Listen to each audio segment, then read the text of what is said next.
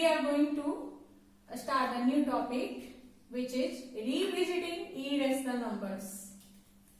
That means again we have to visit to irrational numbers. So first of all, look at the definition of the rational number, then we move to irrational numbers. Rational number, it is defined as a number of the form p by q, where p and q are co-prime integers and q not equal to 0 is called irrational number. So it is the definition of the rational number. You can find that p and q are co-prime integers and q not equal to 0. Up to class 9 you have studied about the definition of rational number, in which the definition can be written as a number of the form p by q where p and q are integers. हम लोगों ने 9th class में पढ़ा था और definition में भी generally हम लोग को प्राइम वर्ड का यूज नहीं करते थे, बस लिखते थे p and q are integers and q not equal to 0. यहां हमने को प्राइम क्यों लिखा है, तो जरा इसे गौर से देखिए कि when we write the irrational number like this 26 by 39, 26 by 39, then you can find that this rational number is not written in its reduced form. ये अपने स्टैंडर्ड फॉर्म में नहीं है, तो इन्हें स्टैंडर्ड फॉर्म में कन्वर्ट करने के लिए what we do, we take the HCF of both the number. तो HCF when we find out both the number, then you can find that it is 26. 30. HCF of 26 and 39 is 30. And जब हमें इसे standard form में convert करना होता है, तब हम इस रेशनल नंबर के न्यूमरेटर और डेनोमिनेटर को 13 से डिवाइड करते थे या सिंपली कट कर देते थे.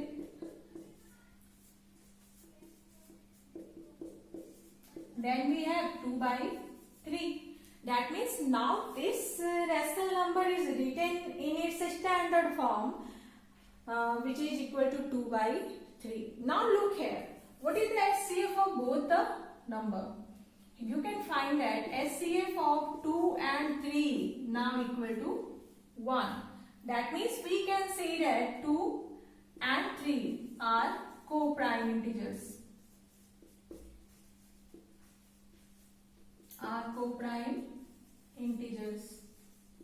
तो 2 और 3 यहाँ co-prime integers हैं, और ये बहुत ही ज्यादा इंपॉर्टेंट रोल निभाता है कहाँ पर, जहां पर हम किसी नंबर को इरेशनल प्रूफ करते हैं. तो इसी पॉइंट के द्वारा हम कंट्राडिक्शन प्राप्त करते हैं. तो जब भी हम रेशनल नंबर का डेफिनेशन लिखते हैं और उसे जब हम p by q के फॉर्म में दर्शाते हैं, तो हम कोशिश करते हैं कि उसे स्टैंडर्ड फॉर्म में लिखा जाए.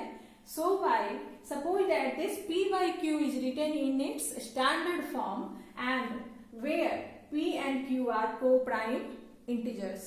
p and q are co-prime integers.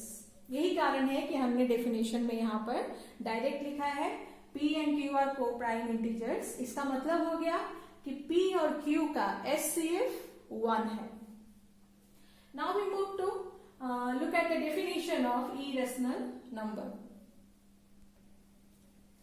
Now irrational number,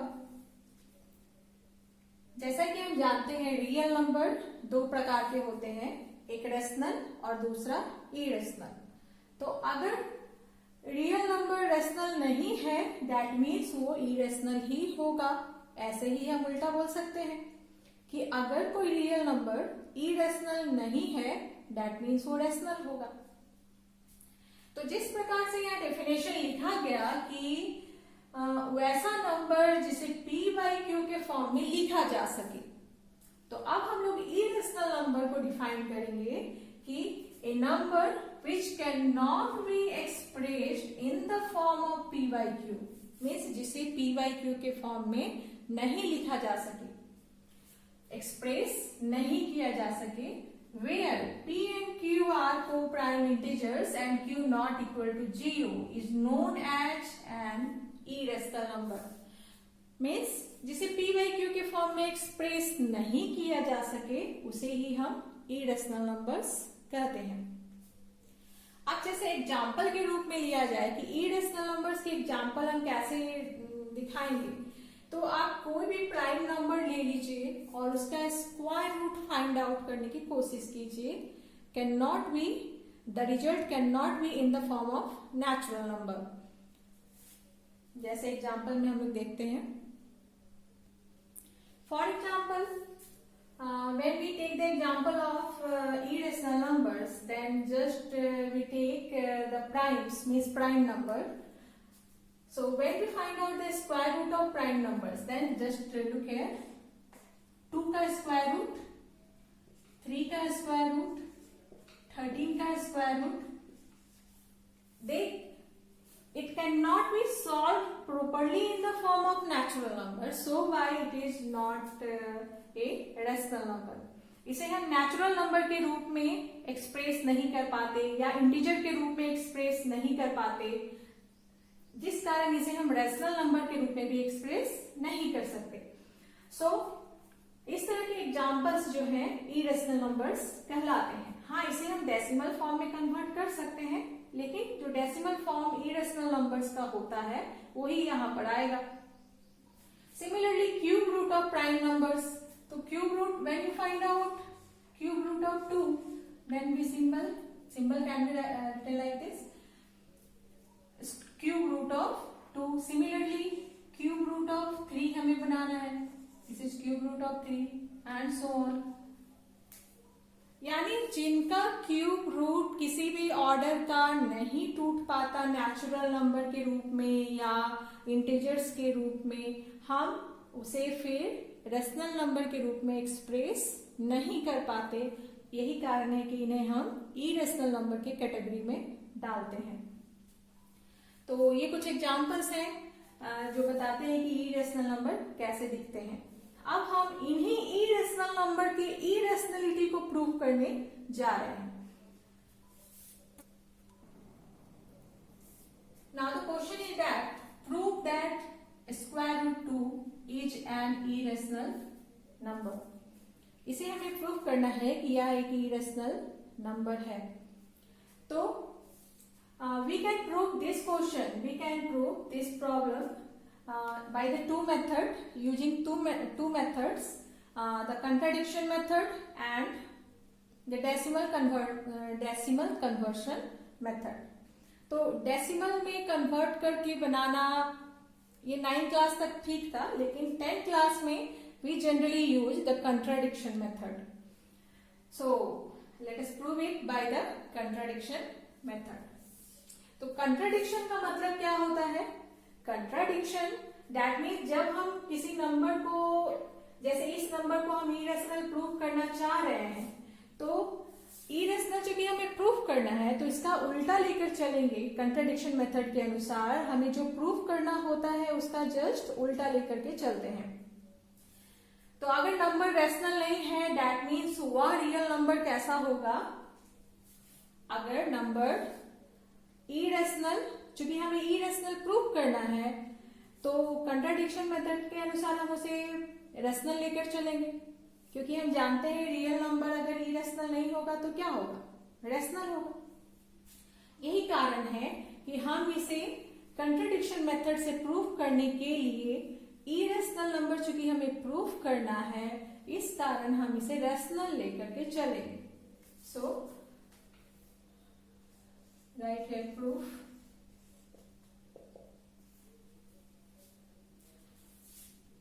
If possible,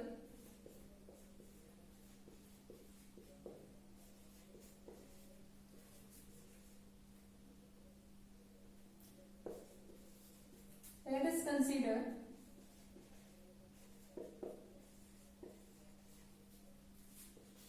root 2 is a rational number.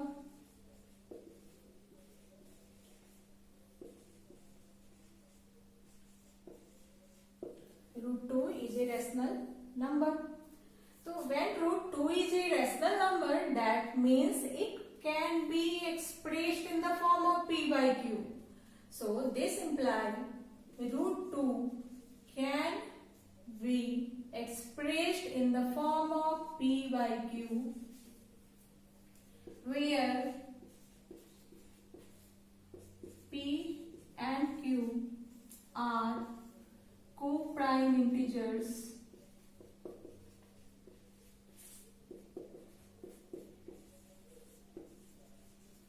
and q not equal to g. अब now look here, it is the case of square root 2. So for removing the sign of square root 2, you have to square both side. हमें दोनों ओर square करना पड़ेगा इस square root को हटाने के लिए. सो स्क्वायरिंग बोथ साइड. अगर ये क्यूब रूट का केस होता तब हम लोग दोनों ओर क्यूब करते, मीन्स पावर 3 लेते. अब चूंकि ये स्क्वायर रूट का केस है, that means we take square both side.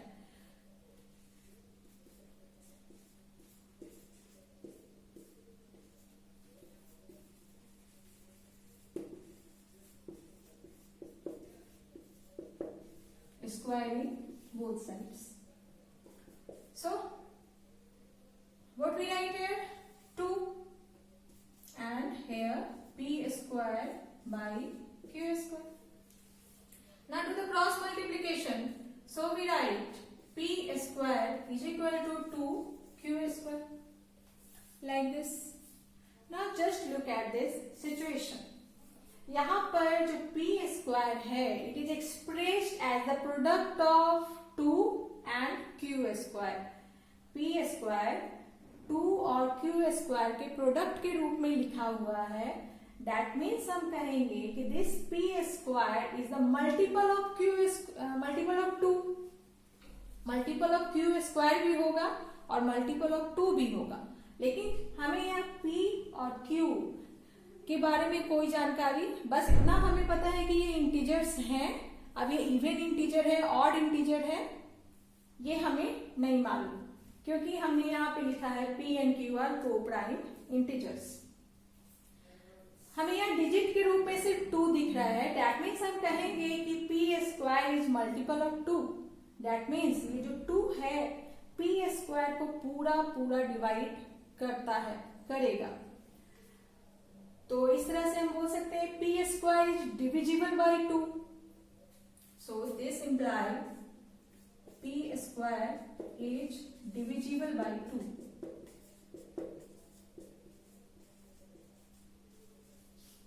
जो p स्क्वायर है वो 2 से डिविजिबल है.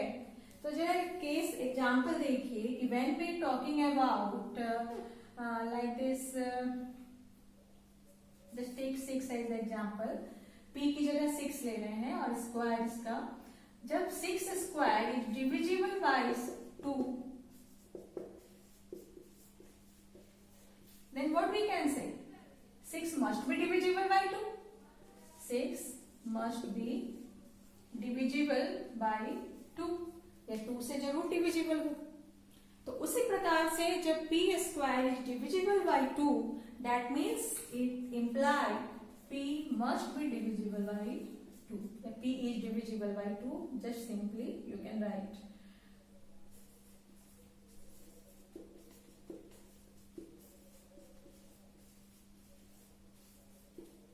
ये हमने कब लिखा? जब ये नंबर 2 से डिविजिबल है तभी, इसीलिए हमने इवन का केस लिखा है यहाँ पर. अगर नंबर 2 से डिविजिबल है, दैट मीन्स भी यहाँ पर इवन नंबर ही होगा, यानी p स्क्वायर एक इवन नंबर है. तो जब किसी नंबर का स्क्वायर इवन होता है तो वह नंबर भी इवन ही होता है, क्योंकि स्क्वायर वाले चैप्टर में 8th क्लास में हमने प्रॉपर्टी में पढ़ा था कि square of even number is also even. तो वही केस है यहाँ पर. p must be divisible by 2 means p भी एक इवन नंबर आ गया. p भी एक इवन नंबर आ गया. तो जब p एक इवन नंबर है, दैट मीन्स हम p को क्या क्या ले सकते हैं. Now since p is an even number, according to this statement, p is an even number. So just imagine some situation with the even number. Just I am going to write some even number like this: 4, 6, 8, 10, 12, and so on. So just express in terms of 2. Then 4 can be written as 2 into 2, 6 can be written as 2 into 3, 8 can be written as 2 into 4, 10 can be written as 2 into 5, 12 can be written as 2 into 6. Everywhere you can find that 2 is available. 2 available है क्यों? क्योंकि ये सभी even numbers हैं, तो ये सभी 2 जो है फिक्स्ड है यहाँ पर. अब गौर से देखिए इस दूसरे नंबर को, 2, 3, 4, 5 and 6. We just want to take it in the form of integer. इन्हें हम इंटीजर के रूप में लिखना चाह रहे हैं. तो अगर हम इंटीजर को एक सिंबल के द्वारा रिप्रेजेंट करें और वो सिंबल हम ले रहे हैं स्मॉल m, तब हम 2m, 2m, 2m, 2m, 2m इस तरह से लिख सकते हैं और आगे भी इसी तरह से बढ़ते जा सकते हैं, जहां पर वेर m क्या है, m जो है 2, 3, 4, 5, 6 एंड सो ऑन. इस तरह के नंबर्स हमें मिल रहे हैं. That means what we can write, हम लिख सकते हैं कि m belongs to integer. m जो है कोई इंटीजर है, m यहाँ पर कोई इंटीजर है. दैट मीन्स हम इस p को इस फॉर्म में एक्सप्रेस कर सकते हैं क्योंकि p जो है 2 से डिविजिबल है. So why we can write p is equal to 2m for some integer m.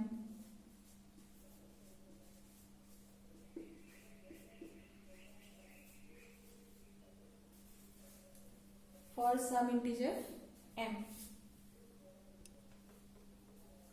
तो इस तरह से हमने p को इवन नंबर के रूप में एक्सप्रेस कर दिया जहां m कोई भी इंटीजर है. Now we consider this p square is equal to 2q square as the equation 1. इसे इक्वेशन 1 के रूप में हम लोग लेते हैं और इस p की जगह पर हम कितना पुट करेंगे, 2m पुट करेंगे. फर्दर देखते हैं इसे. Now put this p in the equation 1. From equation 1 we get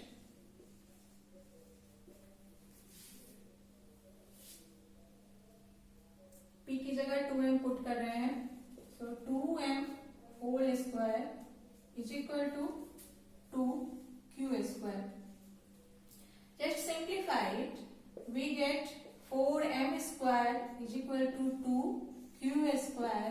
So when this 4 is cancelled by 2, then we have q square is equal to 2m square. ऐसे लिख सकते हैं हम. Now look here, again the same situation like this. यहाँ पर भी q एक integer था, यहाँ भी m एक इंटीजर है. That means again the same situation we can arise. So since q is divisible by 2, so we write here q square is divisible by 2.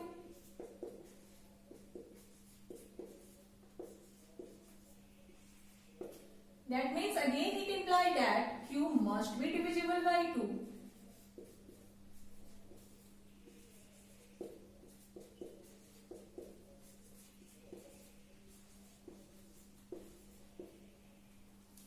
So हम लोग क्या प्राप्त कर रहे हैं, जरा इन दोनों लाइंस को देखिए. p is divisible by 2 and again q is divisible by 2. That means both p and q are divisible by 2. So we find that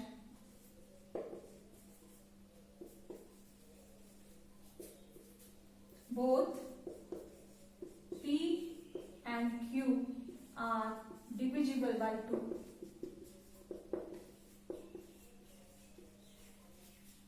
That means हमें क्या पता चल रहा है, हमें पता चल रहा है कि p और q में कम से कम 1, 2 तो शामिल है ही.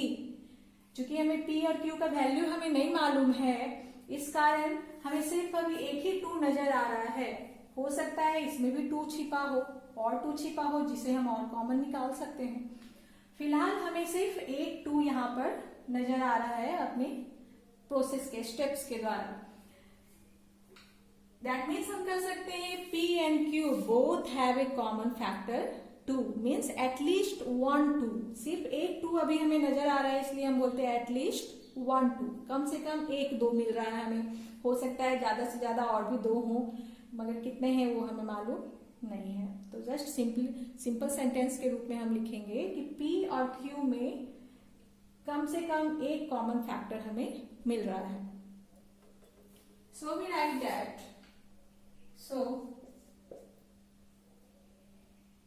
2 is a common factor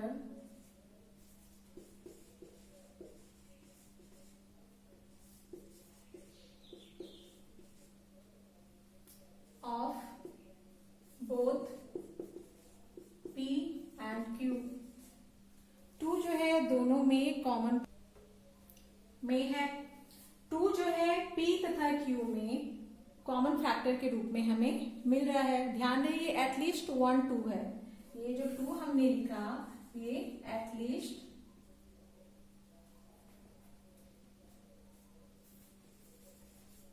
at least 1 2 है। मीन्स हमें एक ही बार 2 दिख रहा है, तो कम से कम एक 2 हमें यहाँ पर दिख रहा है। अब हम देखते हैं। So 2 is a common factor of both P and Q। That means हमें क्या मिल रहा है? कम से कम एक 2 दिख रहा है। That means हम कर सकते हैं कि HCF of P and Q equal to 2। दोनों का HCF 2 आ गया। लेकिन हमने जो डेफिनेशन लिखा था रेशनल नंबर का, वहां पर लिखा हुआ था कि P Q आर को prime integers.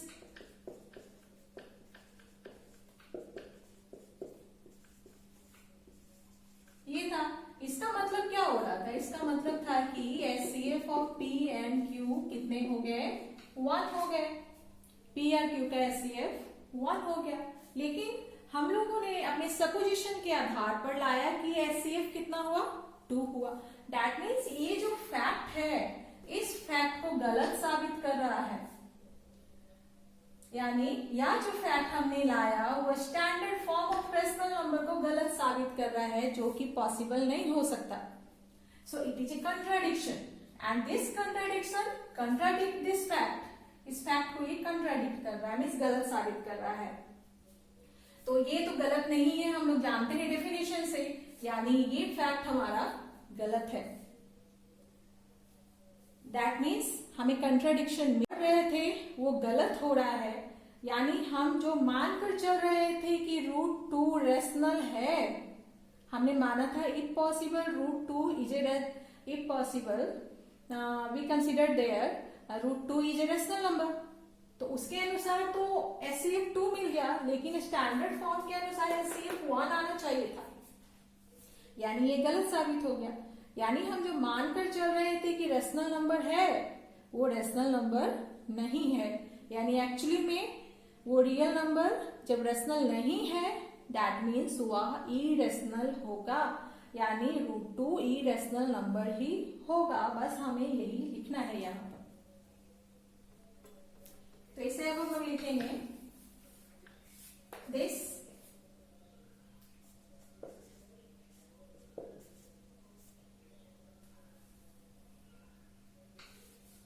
the above line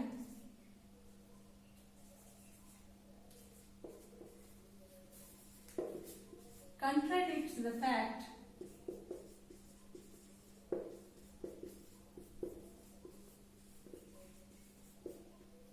that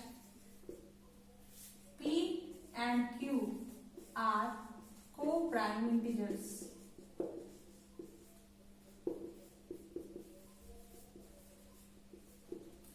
तो यह जो लाइन है कंट्राडिक्ट कर रहा है फैक्ट को। किस फैक्ट को? कि P and Q are co-prime integers,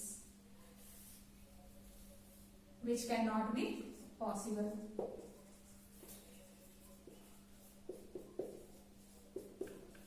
तो यह पॉसिबल नहीं है, यह पॉसिबल नहीं है। that means our supposition is wrong. So our supposition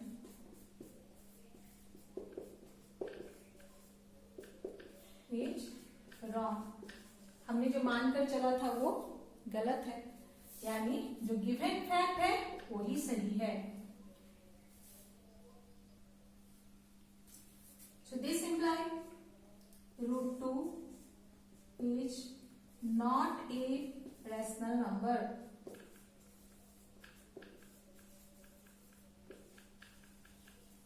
√2 is not a rational number. So √2 is an irrational number.